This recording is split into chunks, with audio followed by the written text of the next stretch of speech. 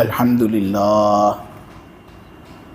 لله نحمده ونستعينه ونستغفره ونؤمن به ونتوكل عليه ونعوذ بالله من شرور أنفسنا ومن سيئات أعمالنا من يهده الله فلا مضل له ومن يضلله فلا هادي له ونشهد أن لا إله إلا الله وحده لا شريك له ونشهد أن سيدنا ومولانا وحبيبنا محمدا عبده ورسوله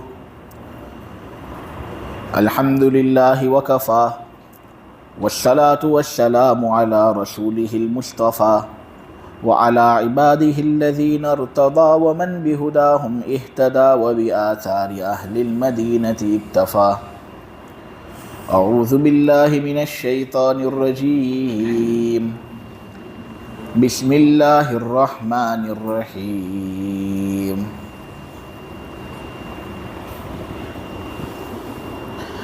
الذين يجتنبون كبائر الإثم والفواحش إلا اللمم إن ربك واسع المغفرة هو أعلم بكم إذ أنشأكم من الأرض وإذ أنتم أجنة في بطون أمهاتكم فلا تزكوه أنفسكم هو أعلم بمن اتقى أفرأيت الذي تولى وأعطى قليلا وأكدى أعنده علم الغيب فهو يرى أم لم ينبأ بما في صحف موسى وإبراهيم الذي وفى ألا تزر وازرة وزر أخرى وأن ليس للإنسان إلا ما سعى وأن سعيه سوف يرى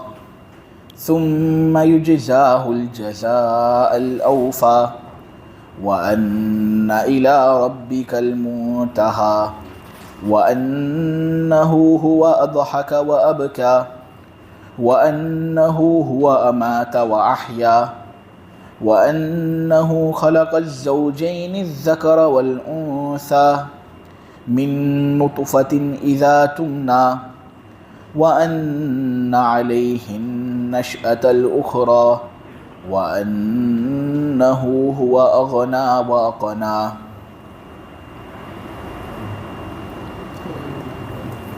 اللہ ان لوگوں کو بہترین بدلہ دے گا جو اچھے کام کرتے ہیں، جو بڑے بڑے گناہوں سے بچتے ہیں، بے حیائی کے کاموں سے بچتے ہیں۔ ہاں کبھی کبھار پھسل جانے کی بات الگ ہے، دیکھو تمہارا پروردگار وسیع مغفرت والا ہے، وہ تم سے خوب واقفیت رکھتا ہے، اس وقت بھی جب اس نے تم کو زمین سے پیدا کیا، اور اس وقت بھی جب تم اپنی ماؤں کے پیٹوں میں بچے تھے۔ لہٰذا بہت زیادہ اپنے آپ کو پاک صاف مت سمجھو، اللہ ہی زیادہ بہتر جانتا ہے کہ کون متقی ہے۔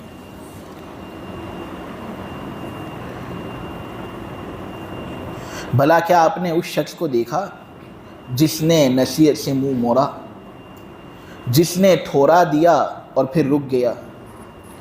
کیا اس کے پاس غیب کا علم ہے جسے وہ دیکھ لیتا ہے؟ کیا وہ باتیں اسے نہیں بتائی گئی جو موسیٰ کے صحیفوں میں موجود ہے اور جو ابراہیم کے صحیفوں میں ہے، جو ابراہیم بڑے وفادار تھے؟ یعنی یہ بات کہ ایک بوجھ اٹھانے والا کبھی بھی دوسرے کے گناہ کا بوجھ نہیں اٹھائے گا، اور یہ کہ انسان کو وہی ملے گا جو اس نے کمایا، انسان کے لیے نہیں ہے مگر وہ جو اس نے کمایا، اور یہ کہ جلد ہی اس کی کوشش دیکھی جائے گی، پھر اس کو پورا بدلہ دے دیا جائے گا، اور یہ کہ تمام لوگوں کو اپنے پروردگار کے پاس ہی جا کر پہنچنا ہے، اور یہ کہ اللہ ہی ہنساتا ہے اور رلاتا ہے، وہی مارتا ہے اور زندہ کرتا ہے، اور یقیناً اسی نے دونوں قسموں کو یعنی نر اور مادے کو ایک نطفے سے پیدا کیا، جب اس نطفے کو مادر رحم میں ٹپکایا جاتا ہے، اور یہ کہ اللہ ہی کے ذمے دوبارہ لوگوں کو پیدا کرنا ہے، اور یہ کہ اللہ ہی مالدار بناتا ہے اور وہی غریب بناتا ہے۔ آیت نمبر 31 سورہ نجم میں لمم کا تذکرہ آیا۔ لمم کا معنی ہوتا ہے یا تو چھوٹے گناہ جو کبیرہ گناہ سے کچھ کم درجے کے ہوں، یا اس سے مراد اتفاقی طور پر گناہ کر لینا ہے، گناہ کرنے کی عادت نہ بنانا۔ تو یہ اگر ہو کسی کی جانب سے تو اللہ ایسے شخص کو معاف کر دیتا ہے۔ پھر اللہ تبارک و تعالی نے لوگوں سے یہ بات کہی کہ دیکھو بہت زیادہ اپنے آپ کو پاک صاف مت سمجھو، اللہ ہی زیادہ بہتر جانتا ہے کہ کون متقی ہے۔ آدمی اپنے آپ کو پاک صاف کب سمجھے گا؟ اس وقت جب وہ یہ سمجھے گا کہ میں گناہوں سے خالی ہوں۔ آدمی جب اپنے آپ کو گناہوں سے خالی سمجھتا ہے تو پھر وہ اپنے آپ کو پاک صاف سمجھتا ہے، لیکن کوئی انسان ایسا ہے ہی نہیں جو گناہ سے بالکل پاک اور صاف ہو، تو پھر کسی کے لیے مناسب ہوتا ہی نہیں کہ وہ اپنے آپ کو پاک صاف سمجھے۔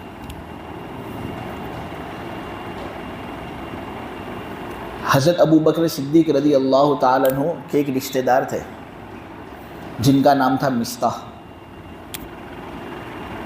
وہ نیک صحابہ میں سے تھے اور بڑے اچھے تھے، لیکن کچھ خبیث الباطن منافقین نے ماں عائشہ پر تہمت لگائی۔ اس تہمت کے اندر یہ بھی بیچ میں آ گئے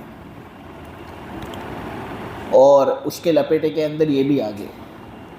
ویسے تہمت لگانے والے خبیث الباطن منافقین تھے، لیکن اس تہمت کے اندر لپیٹے میں بہت سے صحابہ بھی آ گئے تھے۔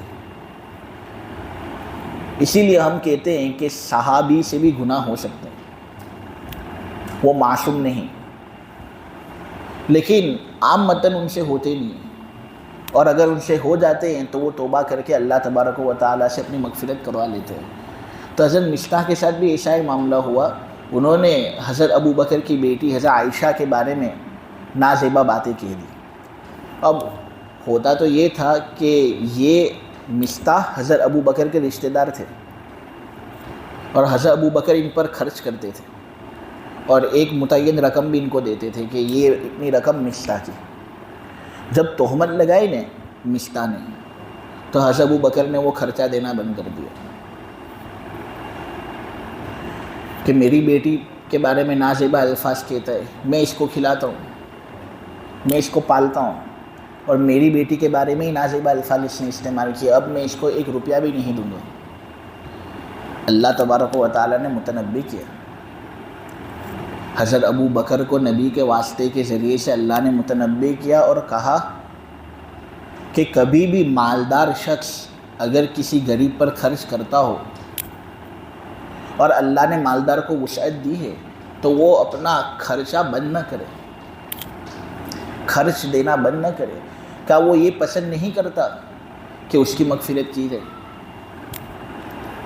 حضرت ابو بکر نے وہ آیتیں سنی نے تو حضرت ابو بکر کو فوراً اپنے گناہ یاد آ گئے کہ مصطح نے نامناسب بات کی، میں نے اس کا خرچہ بند کر دیا،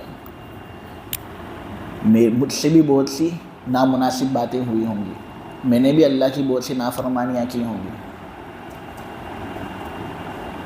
مناسب نہیں ہے کہ میں اس طرح خرچہ بند کر دوں۔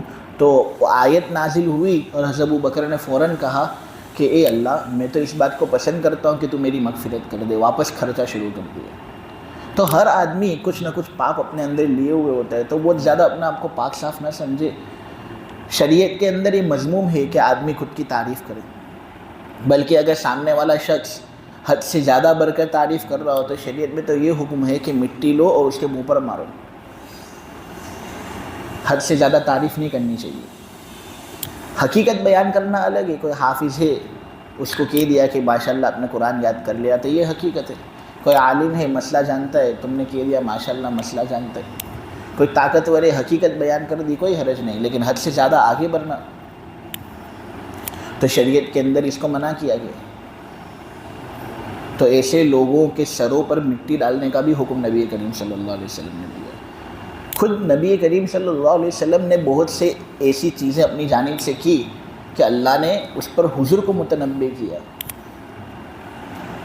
معلوم یہ ہوا کہ جب حضور کی جانب سے کبھی کبھی کچھ نامناسب باتیں ہو جاتی ہیں، اللہ حضور کی تنبیہ کرتا ہے، تو پھر ہم تو کتنے کم درجے والے لوگ، ہماری جانب سے تو نامناسب باتیں ہوں گی، اس میں کوئی شک نہیں۔ لہٰذا جب ہم خطا اور نسیان سے مرکب ہیں تو ہمیں کوئی حق نہیں ملتا کہ ہم اپنے آپ کو پاک صاف سمجھیں، کبھی نہیں۔ اس لیے ہمیشہ اگر کسی نے ہمارے ساتھ کوئی غلط کام کیا ہو اور وہ پھر ہم سے معافی مانگے تو ہم کو معاف کر دینا چاہیے، اس امید پر کہ ہم سے بھی بہت سے گناہ ہوتے ہیں، میں اس کو معاف کر دوں گا، اللہ مجھے معاف کرے گا۔ اللہ تبارک و تعالیٰ کہتے ہیں دیکھو اپنے آپ کو بہت زیادہ پاک صاف مت سمجھو، اللہ ہی زیادہ بہتر جانتا ہے کہ کون متقی ہے۔ اللہ تبارک و تعالیٰ ہمیں تقوی اختیار کرنے والے لوگوں میں سے بنائے۔ آیت نمبر 33 سے ایک خاص آدمی کے بارے میں کچھ تبصرہ قائم کیا جا رہا ہے۔ ولید ابن مغیرہ، خالد ابن ولید کا باپ، اسلام کا بڑا دشمن تھا، لڑکا سیف اللہ لیکن باپ اسلام کا دشمن، بہت تکبر تھا کیونکہ بیٹے تھے نا اور مال اور دولت بھی بہت تھی۔ تو جو آدمی ایسا ہوتا ہے کہ فیملی اعتبار سے بھی مضبوط، رشتہ دار زیادہ ہوتے ہیں اس کے اور مال و دولت بھی اس کے پاس زیادہ ہوتی ہے، ایسے آدمی کے اندر تکبر بہت زیادہ آ جاتے ہیں۔ تو ولید ابن مغیرہ کے اندر اسی طرح کا تکبر تھا، بے حد تکبر۔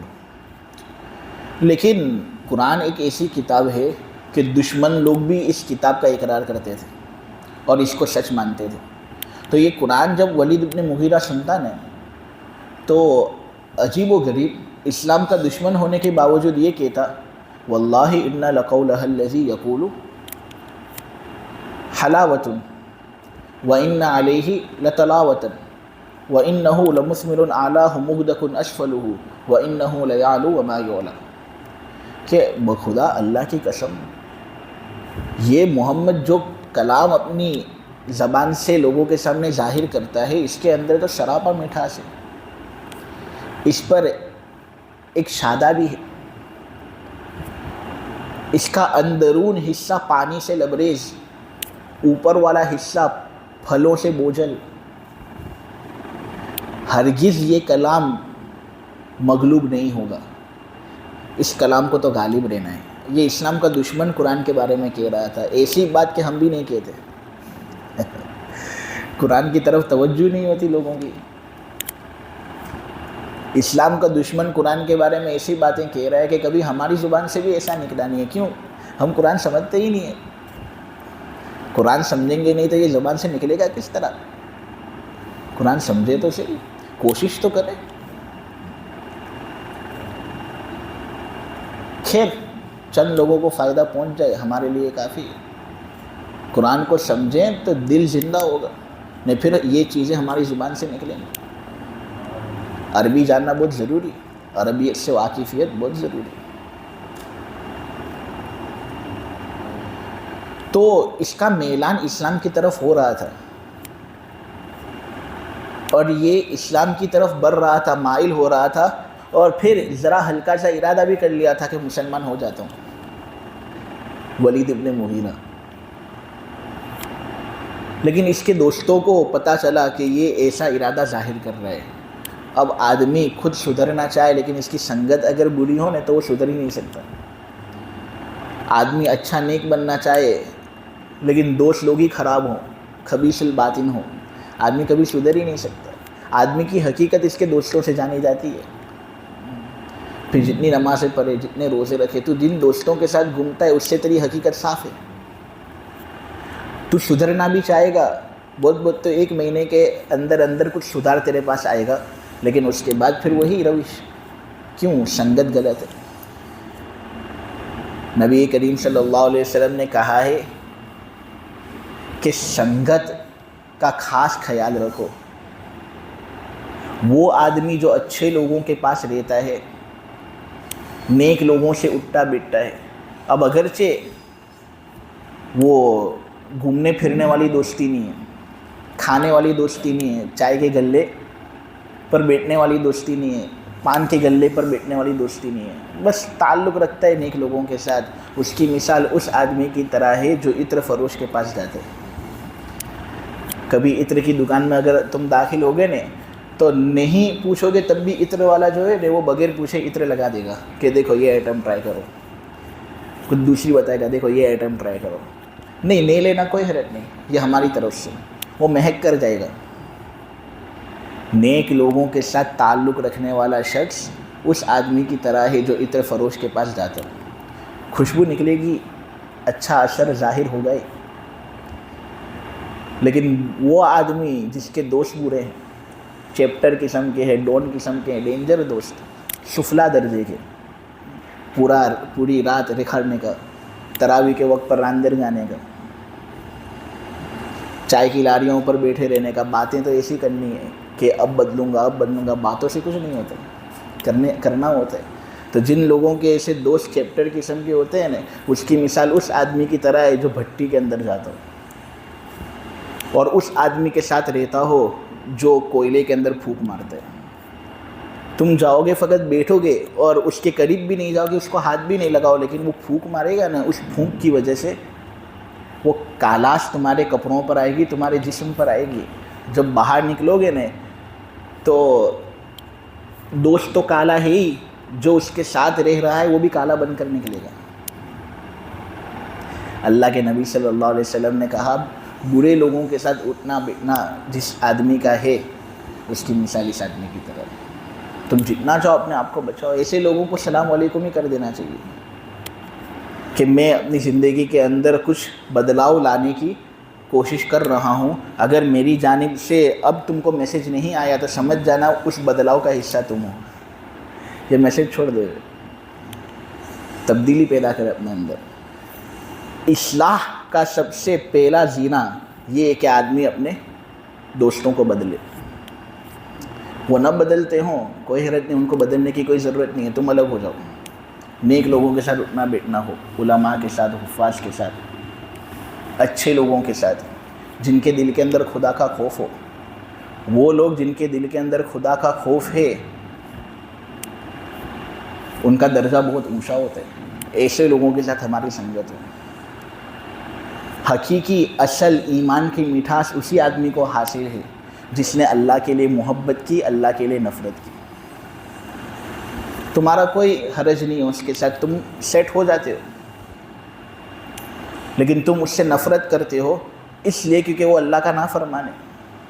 تمہیں ڈر ہے کہ میں اس کے ساتھ رہوں گا میں اللہ کی نافرمانی کروں گا. ایک زمانہ ایسا آئے گا کہ پوری دنیا تمہاری طرف آئے گی. پہلے ذرا جلنا پڑتا ہے, اپنے آپ کو جھلسانا پڑتا ہے. رمضان کا مہینہ اپنے آپ کو جھلسانے کا مہینہ ہے. رمضان کا معنی ہوتا ہے جھلسا دینے والا. آدمی اس مہینے کے اندر ارادے کرے, بلند ارادے جن کے پختے ہوں, نظر جن کی خدا پر ہو, تلا تم خیز موجوں میں وہ گھبرایا نہیں کرتے. ارادے کرے آدمی کہ نہیں سنگت بری ہے, مجھے اسے چھوڑنا ہی. ولید ابن مغیرہ اسلام کی طرف مائل ہوا تھا بڑا بدماش, تکبر اور غرور تو اتنا بھرا ہوا کہ اس طرح چلتا تھا, ایڑیا لگا کر. بیٹیوں کی کثرت, مال کی کثرت, دور دور تک مال اس کا پھیلا پڑا تھا. اور بیٹے بھی سب مضبوط. خالد ولید ابن مغیرہ کے بیٹے تھے, کتنے مضبوط. بعد میں انہوں نے اسلام قبول کر لیا تھا. تو اس نے اسلام کی طرف ذرا اقدام بھی کیا, لیکن ایک دوست اس کے پاس آتا ہے اور کہتا ہے ولید اپنے آبا اور اجداد کے دین کو چھوڑ دے گا اس محمد کے معمولی دین کے لیے. محمد کہ اس نئے دین کو قبول کرنے کے لیے اور اس کے کلام سے متاثر ہو کر تو تیرے آبا اور اجداد کا دین چھوڑ دے گا. تجھ سے یہ امید نہیں تھی. ولید نے کہا مجھے آخرت سے ڈر لگتا ہے. دنیا کے اندر تو بہت انعامات سے مجھے نوازا گیا ہے, آخرت کے اندر کیا ہوگا میرا؟ یہ محمد کا کلام سنتا ہوں میں تو مجھے آخرت یاد آتی ہے. میرے گناہ بہت ہیں, کیا کروں میں عذاب ہوگا تو مجھے بچائے گا؟ دوست نے کہا کچھ پیسے دے دے مجھے، کچھ پیسے مجھے دے دے، اگر آخرت میں تجھ پر عذاب آئے گا نا تو تیرے گناہ کا عذاب میں اپنے سر پر لے لوں گا۔ ولید نے کہا اب تو بہت اچھا، اب تو میں مستی بھی کر سکتا ہوں، پیسے تو میرے پاس ہے ہی، اس کو دے دوں گا، میرے گناہ کا عذاب اس پر۔ پیسے دیے ولید نے، بہت دیے، اس نے واپس مانگے، واپس دیے، لیکن آدمی کتنا دے گا؟ دیتا گیا نے پھر ایک دن وہ رک گیا دینے سے، دستاویز لکھ دی، چیک لوگ لکھتے ہیں نا، باؤنس چیک، تو اس طرح دستاویز لکھ دی اس نے، پھر دینے سے اس نے انکار کر دیا۔ اللہ کہہ رہا ہے بھلا کیا اے محمد تو نے دیکھا اس نوٹنکی کو جس نے حق بات سے منہ اپنا پھیر لیا، تھوڑا دیا پھر دینے سے رک گئے۔ اب آئے سمجھ میں آئی؟ بعض لوگ کہتے ہیں کہ تھوڑا دیا اور پھر دینے سے رک گیا، اس کا مطلب یہ کہ ایمان کی طرف تھوڑا بڑھا ہوا لیکن پھر ایمان کی طرف بڑھنے سے رک گیا۔ تو اس طرح غلط سنگتوں سے آدمی کو بچنا چاہیے۔ اللہ کہہ رہا ہے کیا اس کے پاس غیب کا علم ہے کہ اس کو معلوم ہے کہ تو اگر کوئی گناہ کرے گا تو تیرا گناہ دوسرے کے اوپر ڈالا جائے گا اور تیرے گناہ کی سزا دوسرے کو دی جائے گی؟ تیرے پاس کوئی غیب کا علم ہے؟ جب نہیں ہے تیرے پاس تو خواہ بے بنیاد باتیں کائے کو کرتا ہے اور کائے کو سنتا ہے؟ کیا موسیٰ اور ابراہیم کے صحیفوں کے اندر جو باتیں ہیں اس کی خبر اس کو نہیں دی گئی؟ موسیٰ اور ابراہیم علیہم السلام پر صحیفے نازل ہوئے تھے۔ ابو معین نصفی کہتے ہیں موسیٰ علیہ السلام پر فرعون کو ڈبونے سے پہلے 10 صحیفے نازل ہوئے اور گھر کے فرعون کے بعد ایک تورات نازل ہوئی، یعنی 11 صحیفے موسیٰ علیہ السلام پر نازل ہوئے۔ اور ابراہیم علیہ السلام پر کتنے صحیفے نازل ہوئے؟ ابو معین نصفی یہ کہتے ہیں کہ 10 صحیفے نازل ہوئے، جبکہ وہب ابن منبہ سے یہ روایت معلوم ہوتی ہے کہ 20 صحیفے نازل ہوئے۔ تو ان کے صحیفوں کے اندر یہ بات تھی کہ ایک بوجھ اٹھانے والا دوسرے کے گناہ کا بوجھ نہیں اٹھا سکتا۔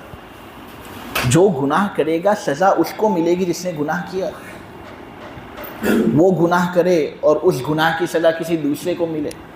نعوذ باللہ کوئی آدمی زنا کرے اور زنا کی سزا بکر کو مل جائے، عمر کو مل جائے، یہ نہیں ہوتا اللہ کے یہاں پر۔ اللہ تزر وازرۃ وزر اخری، اللہ کہہ رہا ہے کہ ولید کو یہ بات معلوم نہیں تھی، لہٰذا جو پاپ کرے گا اس پاپ کا جرمانہ اسی کو ادا کرنا پڑے گا، کسی دوسرے کے گردن پر وہ اس کو ڈال نہیں سکتا۔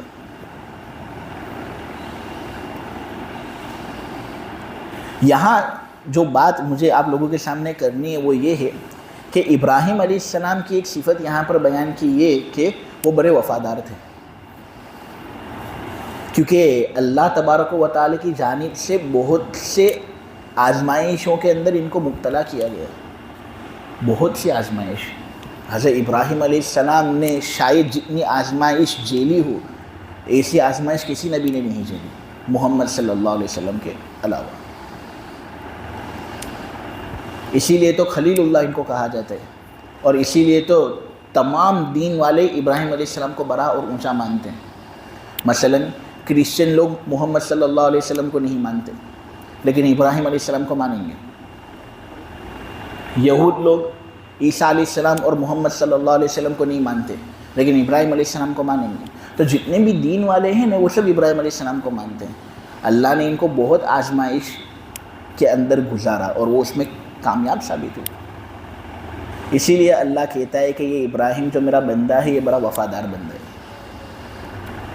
آدمی کی وفا اسی وقت تو ثابت ہوتی ہے جب چند آزمائش کے اندر وہ مبتلا ہو اور اس کے اندر وہ کامیاب ثابت ہو، ورنہ کہنے والے اور بڑی بڑی باتیں کرنے والے تو بہت ہوتے ہیں۔ آگ کی قربانی، خاندان کی قربانی، بچے کی قربانی، بیوی کی قربانی، کتنی سب قربانیوں سے دوچار کیا گیا۔ ایک مرتبہ سے ابراہیم علیہ السلام آسمان کی طرف دیکھ رہے تھے، تو اللہ کی تلاش میں ستاروں پر نظر پڑی. ستاروں کو دیکھا اور پولوشن کے بغیر جب ستارے دکھتے ہیں نا تو بڑے خوبصورت نظر آتے ہیں. تھیتل وغیرہ پر اگر کوئی آدمی گیا ہو, ندی کنارہ ہو, تو آدمی کو کچھ نظارہ اس کا ملتا ہے. لیکن آج کل کے زمانے میں پولوشن ہی اتنا زیادہ ہے, کچھ دکھتا ہی نہیں ہے. ورنہ پورا آسمان اگر ستاروں سے بھر جائے تو اس کی خوبصورتی کچھ الگ ہوتی ہے. ابراہیم علیہ السلام نے ستارے دیکھے. ستاروں کو دیکھ کر کہا کہ اے اللہ, کتنی زبردست مخلوق ہے, کیا یہی تو میرا خدا نہیں؟ لیکن پھر جب ستارے دن کو غائب ہو گئے تو ابراہیم علیہ السلام نے کہا وہ جو غائب ہو جاوے نا وہ میرا رب ہو ہی نہیں سکتا. دوسرے دن اللہ کی جستجو اور تلاش میں چاند کو دیکھا. چاند کی خوبصورتی سے دل ہل گیا. کہا کہ کیا یہ میرا رب نہیں؟ لیکن جب رات ختم ہوئی, چاند ختم ہوا, سورج جلوہ افروز ہوا, تو حضرت ابراہیم نے کہا اے اللہ, اگر تو میری رہنمائی نہیں کرے گا تو میں صحیح راستے پر آ ہی نہیں سکوں گا. پھر سورج کو دیکھا, جاہو جلال سورج کا. حضرت ابراہیم تو کھڑے ہو گئے کہ یہ تو سب سے بڑا ہے, کیا یہ میرا رب ہے؟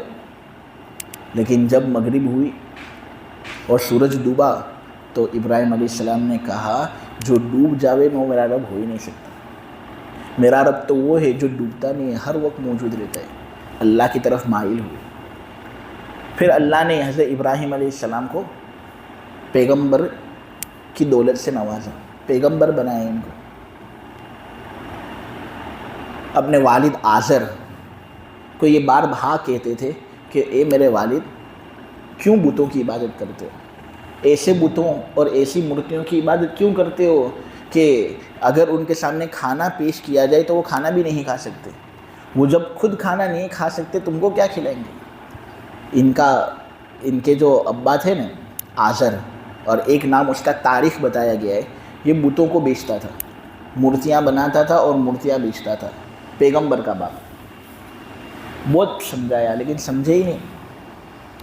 حضرت ابراہیم علیہ السلام روتے بھی بہت تھے کہ اتنا سمجھاتا ہوں لیکن یہ سمجھتے ہی نہیں. دھمکیاں دیتے تھے کہ اب اگر تم مجھے سمجھائے گا نا, پتھر مار مار کر تجھے سنسار کر دوں گا, یعنی قتل کر دوں گا. ایک باپ اپنے بیٹے کو ایسی باتیں کہے. ہاں یہ بات ضروری ہے کہ لڑکا والدین کی اطاعت کرے, لیکن بہت سی مرتبہ والدین کو بھی سمجھنا چاہیے کہ وہ جو میرا بیٹا ہے وہ بھی ایک انسان ہے, میں اس کے جیسا سلوک انسانوں جیسا کروں, یہ نہیں کہ سختی کرتا رہوں. یہ بھی بہت ضروری ہے. اگر وہ ظلم کرے گا اس پر اللہ ظلم کبھی معاف نہیں کرتا. وہ تو چلو سن لے گا وہ, لیکن اللہ تبارک و تعالیٰ کی چکی جب پیسنا چاہے گی تو ہر چیز کو پیس لے گی. باپ ہونا بھی ایک طرح کی ذمہ داری ہے, کبھی اولاد پر ظلم نہ ہو.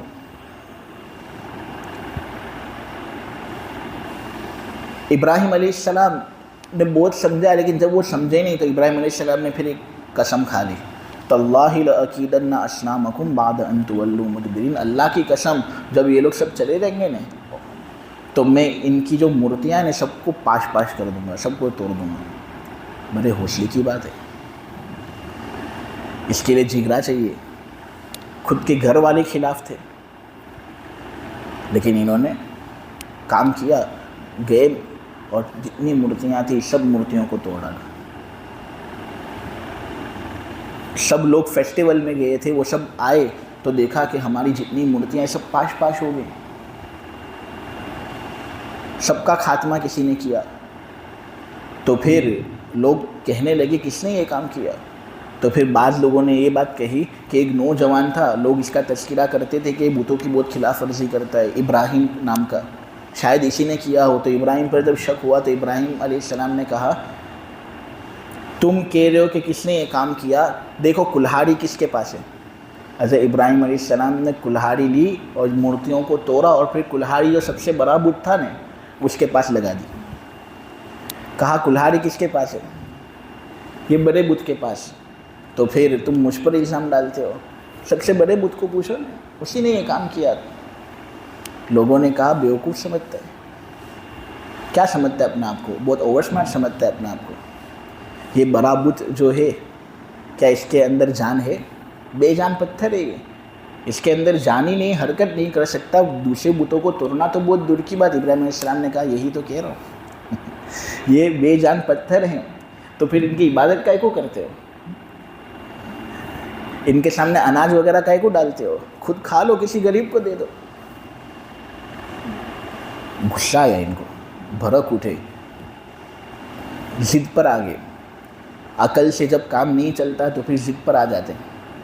ایک بڑی آگ انہوں نے جلائی، جیسے ابراہیم علیہ السلام کا امتحان۔ بڑی آگ جلائے اور حضرت ابراہیم علیہ السلام کے جتنے کپڑے تھے نا وہ سب اتار دیے، برہنہ کر کے ابراہیم علیہ السلام کو آگ میں پھینکا۔ اللہ یہ منظر دیکھ رہا تھا، اللہ کو معلوم تھا کہ یہ میرا خلیل جو ہے، میرا دوست، یہ میرا دین ثابت کرنا چاہتا ہے، اور جو اپنی ذات کو میرے حوالے کر دیتا ہے میں اس کو بے یار و مددگار نہیں چھوڑتا۔ اللہ نے آگ ہی کو ڈائریکٹ حکم دے دیا کہ ہے تیری خاصیت جلانے کی، لیکن تو میرے فرمان کے مطابق چلتی ہے، تو جلاتی بھی ہے نا تو میں کہتا ہوں اس لیے جلاتی ہے۔ میرا دوست آ رہا ہے، اس کے لیے ٹھنڈی اور سلامت والی بن جائے۔ قلنا یا نار کونی بردا وسلاما علی ابراہیم، بالکل بھی تکلیف مت پہنچانا۔ آگ نے اپنی خاصیت بدل ڈالی، وہ آگ جو تمام چیزوں کو جلا کر رکھ دیتی ہے وہ آگ ابراہیم کے لیے سلامتی والی بن گئی۔ بادشاہ کی طرح آگ میں بیٹھے ہوئے نظر آئے ابراہیم۔ لوگوں نے منظر دیکھا لیکن پھر بھی ضد تھی، بات مانتے نہیں تھے۔ ورنہ کوئی آدمی عقل سلیم اگر اس کے پاس ہو، وہ جب یہ منظر دیکھے کہ آگ اس آدمی کے لیے ٹھنڈی ہو گئی، یہ آدمی ضرور حق پیغمبر ہے، حق کی طرف جھکے گا یا نہیں؟ لیکن ضد جب ایک مرتبہ دماغ پر آ جاتی ہے تو ایسے لوگوں کو نصیحت کرنا کوئی فائدہ نہیں پہنچاتا۔ حضرت ابراہیم نے مزید نصیحت کی، لیکن جب انہوں نے بات نہیں مانی تو ابراہیم علیہ السلام پر ایک دوسری آزمائش آئی۔ وہ دوسری آزمائش ہے کہ اپنا خاندان چھوڑ دو۔ عراق کا جو قصبہ ار ہے، جس کو آج کے زمانے میں تل المکیر کہا جاتا ہے، وہاں ابراہیم علیہ السلام کا بچپن گزرا تھا۔ لیکن جب لوگ انہی کے لوگ ان کے دشمن بن گئے تھے تو ابراہیم علیہ السلام نے پھر وہ علاقہ چھوڑ دیا، وہ علاقہ چھوڑ دیا، اور پھر عراق ہی کے اندر ایک دوسری جگہ ار کسدیم یا ار آف دا چالدینز کی طرف ابراہیم علیہ السلام چلے گئے۔ مشہور بادشاہ کے ساتھ حضرت ابراہیم کی ملاقات بھی ہوئی، نمرود، جو بڑا ظالم تھا، خود اپنا آپ کو اللہ کہتا تھا۔ جب اس کو پتہ چلا کہ ابراہیم اس کو نہیں مانتا بلکہ دوسرے خدا کی طرف لوگوں کو بلا رہا ہے، تو اس نے ابراہیم علیہ السلام کو اپنے دربار میں بلایا اور کہا، اے ابراہیم، تیرے بارے میں یہ سن رہا ہوں کہ تو میرا علاوہ ایک دوسرے خدا کی طرف لوگوں کو دعوت دے رہا ہے۔ میں خدا ہوں، تجھے لوگوں کو میری طرف دعوت دینی چاہیے۔ ابراہیم نے فوراً بادشاہ کے منہ پر کہہ دیا کہ میرا رب تو وہ ہے جو زندہ کرتا ہے اور مارتا ہے، تو یہ کام کر سکتا ہے؟ اس نے کہا ہاں کر سکتا ہوں۔ اس نے 2 قیدیوں کو بلایا، ایک قیدی کو چھوڑ دیا اور کہا دیکھو میں نے اس کو زندہ رکھا، اور ایک قیدی کو مار دیا، دیکھو میں نے اس کو مار دیا۔ وہ بیوقوف تھا، بلید تھا۔ حضرت ابراہیم علیہ السلام نے جب یہ بات کہی نا کہ میرا رب زندہ کرتا ہے اور میرا رب مارتا ہے، تو اس سے حضرت ابراہیم علیہ السلام یہ کہنا چاہ رہے تھے کہ بغیر کسی سبب کے زندہ کرتا ہے، بغیر کسی سبب کے مارتا ہے، تو سبب کا محتاج ہے۔ خیر، ابراہیم علیہ السلام نے پھر کہا کہ میرا رب مشرق سے سورج نکالتا ہے، مغرب کے اندر اس کو لے جاتا ہے، تو مغرب سے نکال کر دکھا۔ شرمندہ ہو گیا۔ حضرت ابراہیم علیہ السلام نے اس کو مشکوک کیا۔ پھر وہاں سے بھی حضرت ابراہیم علیہ السلام کو جانا پڑا، کیونکہ بادشاہ سے دشمنی لے لی، عراق کا بادشاہ، تو اب جانا ہی پڑے گا وہاں سے۔ تو وہاں سے پھر حضرت ابراہیم علیہ السلام ترکی جاتے ہیں، حران، اور وہاں جا کر دین کا کام کرتے ہیں۔ یہ بارہا، اس زمانے میں تو فلائٹ وغیرہ ہوتی نہیں تھی، ایک جگہ سے دوسری جگہ جانا، دوسری جگہ سے تیسری جگہ جانا، یہ آسان کام نہیں ہوتا۔ یہ آزمائشوں کے اندر دیکھو حضرت ابراہیم علیہ السلام کی پوری زندگی۔ ترکی سے پھر حضرت ابراہیم علیہ السلام فلسطین کا جو غربی اطراف تھا، نابلس، وہاں جا کر اقامت پذیر ہو گئے، اور پھر وہاں نابلس سے مصر چلے گئے۔ ان کے ساتھ ان کی بیوی حضرت سارہ بھی تھی، اور مصر کے اندر ایک بہت خطرناک بادشاہ تھا جو بڑا بدکار تھا، عورتوں کے ساتھ زنا کرنا اس کو بہت پسند تھا۔ جب اس کو پتہ چلا کہ ایک نوجوان آدمی آیا ہے اور اس کے ساتھ ایک بہت حسین و جمیل خوبصورت اس کی بیوی ہے، تو اس نے اس کے ساتھ یعنی حضرت سارہ کے ساتھ غلطی کرنے کا ارادہ کیا۔ حضرت ابراہیم علیہ السلام کو جب مصریوں نے پوچھا کہ یہ کون ہے، تو حضرت ابراہیم علیہ السلام جانتے تھے کہ اگر میں کہوں گا نا کہ میں اس کا شوہر ہوں تو یہ لوگ مجھے قتل کر دیں گے اور اس کے ساتھ غلط حرکت کریں گے، کیونکہ شوہر کے ہوتے ہوئے کون غلط حرکت کرے گا، تو شوہر کو قتل کر دیں گے۔ تو کہہ دیا کہ میری بہن ہے، تاکہ لوگ یہ سمجھے کہ میں اس کا بھائی ہوں، تاکہ میری جان بچ جائے۔ حضرت ابراہیم علیہ السلام کو اللہ پر یقین تھا، وہ جانتا تھا کہ میرا رب میرے ساتھ کوئی غلط کام کرے گا نہیں۔ مصریوں کو جب یہ بات معلوم ہوئی کہ ایک بہت حسین و جمیل عورت ہے، تو جو بادشاہ تھا نا اس نے اپنے دربار میں حضرت سارہ کو بلایا۔ حضرت سارہ کے ساتھ غلط حرکت کرنی چاہیے، لیکن اس وقت حضرت سارہ نے وضو کیا اور وضو کر کے نماز ادا کی۔ وضو کی برکت سے اور نماز کی برکت سے یہ اللہ تبارک و تعالیٰ نے آفت جو آئی تھی حضرت ابراہیم اور حضرت سارہ پر، اس کو ٹال دیا۔ بڑی عزت بڑھ گئی، حضرت سارہ کی بڑی عزت کرنے لگا وہ۔ اور حضرت سارہ کا اس طرح وضو کرنے سے یہ بات معلوم ہوتی ہے کہ وضو یہ ہماری خصوصیت نہیں ہے، وضو پہلے کے نبی بھی کرتے تھے۔ اور نماز پڑھنے سے دیکھو آفت ٹلی یا نہیں، ان الصلاۃ تنہی عن الفحشاء والمنکر، یقیناً نماز بے حیائی کے کاموں سے روکتی ہے۔ حضرت سارہ نے نماز ادا کی تو یہ بے حیائی جو ان کے ساتھ ہونے والی تھی اس سے اللہ نے بچا لیا یا نہیں؟ وہ اتنا امپریس ہو گیا حضرت سارہ سے کہ اس نے اپنی بیٹی حضرت ہاجرہ کو حضرت سارہ کے حوالے کر دیا کہ اب یہ تیری خدمت کرے گی، تیرے ساتھ رہے گی۔ پھر حضرت ابراہیم نے حضرت ہاجرہ کے ساتھ نکاح کیا، 2 بیویاں ہو گئی۔ حضرت ہاجرہ کے ساتھ نکاح ہوا، اللہ نے حضرت ابراہیم کو اسماعیل سے نوازا۔ حضرت اسماعیل علیہ السلام پہلے پیدا ہوئے اور اتنا عرصہ ہوا کہ حضرت سارہ کو کوئی اولاد ہی نہیں ہوئی تھی۔ تو جب نئی بیوی سے اولاد پیدا ہو گئی تو پرانی جو بیوی تھی حضرت سارہ، ان کو اپنی شوکن سے کچھ کھٹکا محسوس ہونے لگا، تو اس طرح دونوں خاندان پھر الگ ہوئے۔ حضرت سارہ نے حضرت ابراہیم کو کہہ دیا کہ حضرت ہاجرہ کو کسی دوسری جگہ لے جاؤ، میں اس کے ساتھ رہنا نہیں چاہتی۔ عامةً 2 بیویاں آپس میں اس طرح رہنا نہیں چاہتی، ان کی فطرت میں یہ داخل ہے۔ حضرت ابراہیم علیہ السلام کو بہت ناگوار گزرا کہ اس طرح یہ الگ کر رہی ہے، لیکن خیر انہوں نے مناسب سمجھا تو مکہ کی زمین کی طرف حضرت ہاجرہ کو لے آئے، اور حضرت سارہ تھی فلسطین، دودھ پیتا بچہ، اور ان کی بیوی حضرت ہاجرہ مکہ کی سرزمین کی طرف لے آتے ہیں کہ اللہ تبارک و تعالیٰ واپس آزمائش کے اندر ڈالتے ہیں اور کہتا ہے کہ اب مکہ لے آئے ہو انہیں، مکہ کے اندر ان کو چھوڑ دینا ہے تم کو، اور اس طرح تم کو وہاں سے نکل جانا ہے۔ حضرت ابراہیم نے کہا کہ یہ تو ایک ایسی وادی ہے جس میں نہ کھیتی ہے، نہ اس وادی کے اندر پانی ہے، نہ اس وادی کے اندر کوئی باغ ہے، نہ کوئی کھانے کی چیزیں، آبادی بھی نظر نہیں آتی، لیکن اللہ کا حکم تھا، اللہ کے حکم کی خلاف ورزی کس طرح ہو سکتی ہے؟ یہ تو خلیل اللہ تھے نا، فوراً کچھ کہے بغیر اپنی بیوی کو بھی چھوڑ دیا، اور عرصے سے ایک لڑکے کی تمنا تھی، وہ لڑکا ملا لیکن اس لڑکے کو بھی چھوڑ دیا۔ یہ ایک آزمائش چلے گی، پھر کئی سال بعد واپس آئے تو لڑکا نوجوان ہو گیا تھا، وہاں پر آبادی ہو گئی تھی، اللہ کو ان کو سسٹین کرنا تھا، اللہ نے ان کو زندگی بخشی۔ حضرت ہاجرہ تھی وہاں پر، اور ان کے بیٹے حضرت اسماعیل جوان ہو گئے تھے کہ وہاں پر کچھ دن رہتے ہیں کہ ایک خواب آتا ہے۔ اس خواب کے اندر حضرت ابراہیم علیہ السلام یہ دیکھتے ہیں کہ میں اپنے لڑکے اسماعیل کو ذبح کر رہا ہوں، اس طرح ذبح کر رہا ہوں جس طرح ایک آدمی ایک بکرے کو ذبح کرتا ہے۔ نبی کا خواب بھی ایک وحی ہے، جو لوگ پہلے دن سے یہاں پر ہیں ان کو معلوم ہے کہ نبی پر بہت سی وحیاں آتی ہے، ان میں سے ایک وحی کا طریقہ خواب ہے، سچا خواب۔ حضرت ابراہیم نے بس اپنے لڑکے سے آزمائش کے طور پر پوچھا، انی ارا فی المنام انی اذبحک فانظر ما تری، میں خواب میں دیکھ رہا ہوں کہ میں تجھے ذبح کر رہا ہوں، تیری اس سلسلے میں کیا رائے ہے بیٹے؟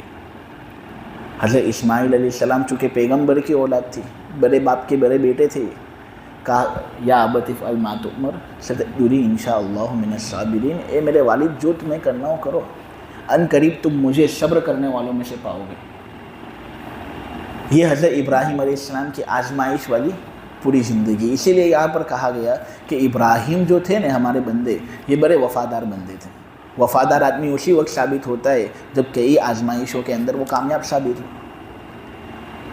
یہاں ابراہیم اور موسیٰ کے صحیفوں میں جو چند باتیں تھیں، ان میں سے ایک بات یہ تھی کہ ایک گناہ کرنے والا، اس کے گناہ کا بوجھ کوئی دوسرا نہیں اٹھا سکتا، اور نمبر 2 انسان کے لیے نہیں ہے مگر وہ جو اس نے کمایا۔ اب اس سے تو بظاہر یہ معلوم ہوتا ہے کہ ایصال ثواب بھی نہیں ہو سکتا، کیونکہ انسان کے لیے نہیں ہے مگر وہ جو اس نے کمایا۔ یعنی آدمی جو اپنی جانب سے نیکی کرے اس کا ثواب اس کو ملے گا، جو دوسرا نیکی کرے اس کا ثواب اس کو مل نہیں سکتا۔ حالانکہ یہ نہیں ہے اس آیت کا مطلب۔ اس آیت کا مطلب یہ ہے کہ انسان کو کسی کا ایمان نفع نہیں پہنچائے گا مگر خود کا ایمان۔ اگر کوئی رمیش ہے اور وہ یہ سمجھتا ہے کہ موئن کا ایمان اس کو بچا لے گا، نہیں، وہ خود ایمان لائے تو اس کا اعتبار ہے، کسی دوسرے کا ایمان اس کو نہیں فائدہ پہنچائے گا۔ یہ اس آیت کا ایک مطلب ہے۔ دوسرا اس آیت کا مطلب یہ کہ انسان پر کسی گناہ کی سزا نہیں مگر وہ جو اس نے کیا۔ جو گناہ آدمی کرتا ہے اس کی سزا اسی کو ملے گی، اس کی گناہ کی سزا کسی دوسرے کو نہیں ملتی۔ اس آیت کے اندر یہ بات کہی جا رہی ہے۔